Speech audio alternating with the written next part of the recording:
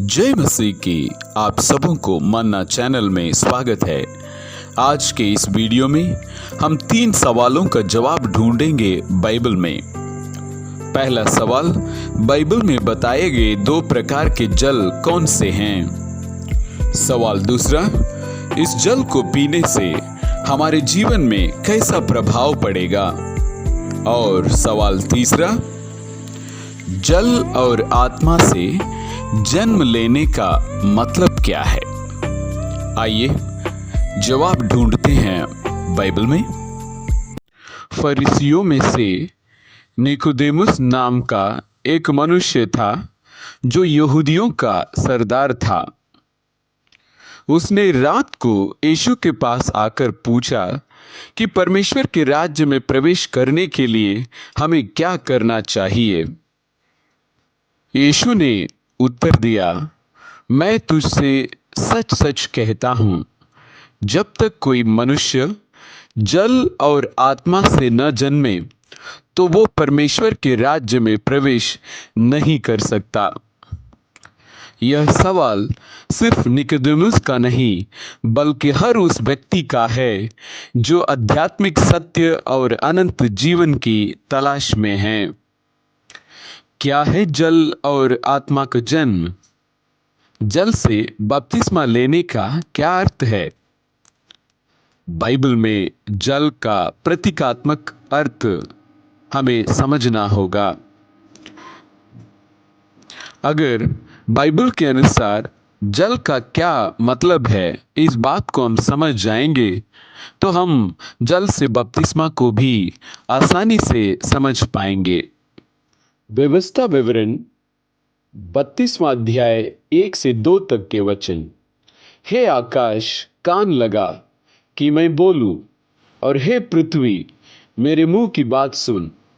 मेरा उपदेश मेघ के समान बरसेगा और मेरी बातें ओस के समान टपकेंगी।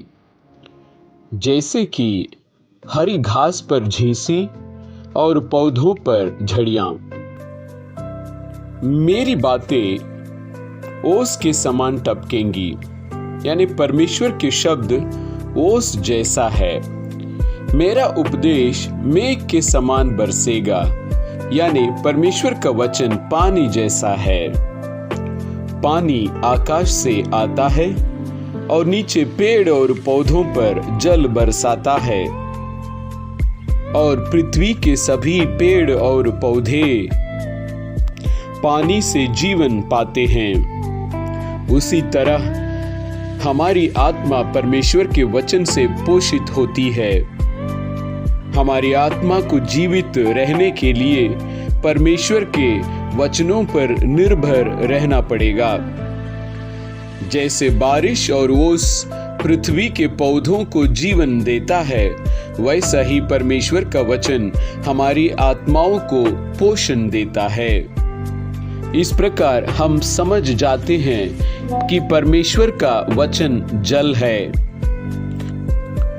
परमेश्वर यहोवा की यह वाणी है, देखो ऐसे दिन आते हैं जब मैं इस देश में अकाल करूंगा। उसमें ना तो अन्न की भूख और ना पानी की प्यास होगी, परंतु यहोवा के वचनों के सुनने ही की भूख प्यास होगी। अकाल का मतलब है भोजन की कमी। लंबे समय तक बारिश नहीं होती है तो फसल नहीं होता।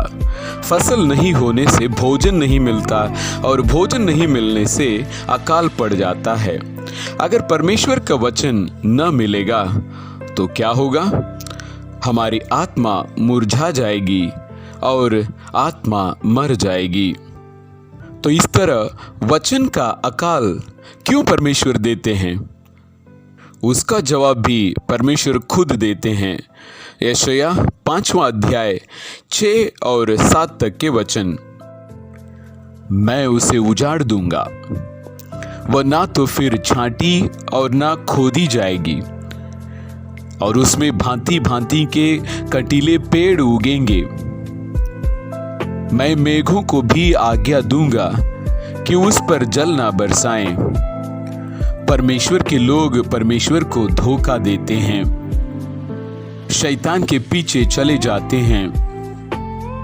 इसलिए परमेश्वर कहते हैं, अगर तुम मुझे छोड़ दोगे तो मैं बगीचे की देखभाल नहीं कर पाऊंगा, और मैं बादलों को आदेश दूंगा कि वे इस पर बारिश ना करें। अगर ईश्वर के लोग ही परमेश्वर को धोखा देंगे तो परमेश्वर हम जो उनके बगान हैं देखभाल छोड़ देगा। जंगली पौधे उगेंगे और आत्मा की भोजन न मिलने के कारण आत्मा मर जाएगी।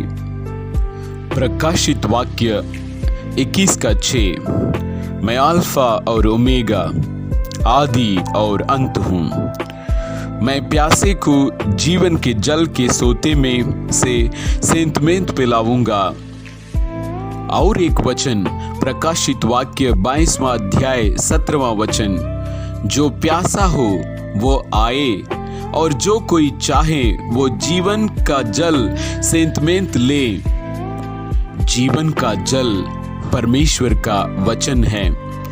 वचन की भूख और प्यास हम में होनी चाहिए। वचन के लिए एक तड़प होनी चाहिए। वचन की खोज में हमें लगे रहना चाहिए। एक विश्वासी के लिए वचन ही सब कुछ है, क्योंकि वचन परमेश्वर का मन की बात है। उसमें ना केवल उनकी शिक्षा है, बल्कि परमेश्वर के हृदय को जानने का जरिया है, और हमारे लिए आध्यात्मिक भोजन भी है। इसलिए परमेश्वर कहते हैं, जो प्यासा है उसे वो जीवन के जल पिलाएंगे। जीवन का जल क्या है? परमेश्वर का वचन है। आइए हम और एक वचन देखते हैं, यिर्मयाह 2:13। क्योंकि मेरी प्रजा ने 2 बुराइयां की है। उन्होंने मुझे जीवन के जल के सोते को त्याग दिया है, और उन्होंने टूटे हुए हौद बना लिए हैं जिनमें जल नहीं रह सकता। इस वचन के अनुसार इजरायली लोगों का 2 प्रकार के पाप हैं। एक है परमेश्वर के वचन को त्याग देना, यानी अस्वीकार करना। जब हम परमेश्वर का वचन जो सच्चाई है उसको हम तिरस्कार करके, जो शैतान के वचन जो झूठ है उसको ग्रहण करते हैं, तो हम परमेश्वर का तिरस्कार करते हैं। आदम और हव्वा ने भी यही किया था ना। और इजरायलियों का दूसरा पाप क्या है? उन्होंने टूटे हुए हौद बना लिए हैं जिनमें जल नहीं रह सकता। हम कल्पना करके देख सकते हैं, अगर हौद टूटा हुआ है तो पानी उसमें बिल्कुल ठहर नहीं सकता। उसी प्रकार हमारा मन हौद के समान है, और पानी परमेश्वर का वचन है। जब हौद टूटा हुआ रहता है तो पानी निकल जाता है। जब हमारा हृदय भी इसी प्रकार टूटा हुआ रहता है तो परमेश्वर का वचन बिल्कुल नहीं रहता। लूका 8:15 कहता है, अच्छी भूमि के वे हैं जो वचन सुनकर भले और उत्तम मन में संभाले रहते हैं और धीरज से फल लाते हैं। यानी वचन सुनते हैं और उस वचन को अपने मन में संभाले रहते हैं। जी हाँ, पाप के कारण यह हौद टूट जाता है। परमेश्वर को तिरस्कार करने के कारण यह हौद टूट जाता है। शैतान को सुनने के कारण, झूठ को स्वीकार करने के कारण यह मन, यह हृदय हमारा टूट जाता है, और परमेश्वर का वचन को जो दुष्ट है वो आकर छीन ले जाता है। वचन को सुनना ही पर्याप्त नहीं है, बल्कि उसको पालन भी करना आवश्यक है। हमें सत्य को कार्य में लाना है, यानी वचन सुनना, संभाले रखना और उसको अपने जीवन में लागू करना है। यूहन्ना 15:3 कहता है, तुम तो उस वचन के कारण जो मैंने तुमसे कहा है शुद्ध हो।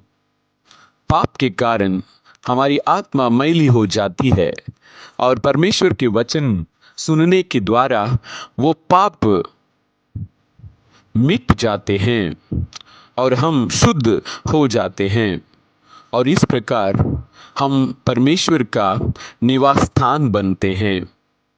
जैसे एक बीज बोया जाता है, वो पेड़ बनता है और बढ़कर जब उसके डालियां बढ़ जाती हैं तो आकाश के पक्षियां उसमें बसेरा करते हैं।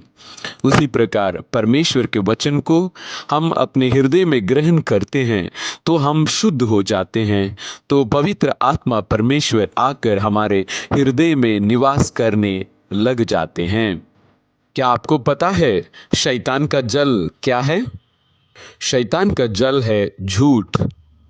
अगर परमेश्वर का वचन जो जल है हमें जीवन देता है, शैतान का वचन जो झूठ है वो हमारी आत्मा को मार डालता है। आइए शैतान के जल का एक उदाहरण देखते हैं। यशायाह 1:22, तेरी चांदी धातु का मैल हो गई, तेरे दाख मधु में पानी मिल गया है। बढ़िया दाख मधु में ज्यादा मात्रा में पानी मिलाया जाता है तो वो अच्छा नहीं लगता। इसी प्रकार परमेश्वर के वचन को शैतान के झूठ से पतला किया जाता है। इसे ही शैतान का पानी कहा जाता है। यह देखने में अच्छा लगता है और लोगों की आंखों को भाता है, लेकिन यह लोगों की आत्माओं को मार देता है। इसलिए हमें जीवंत जल को ही पीना चाहिए, जिससे हम स्वर्ग राज्य के वारिस बन सकें।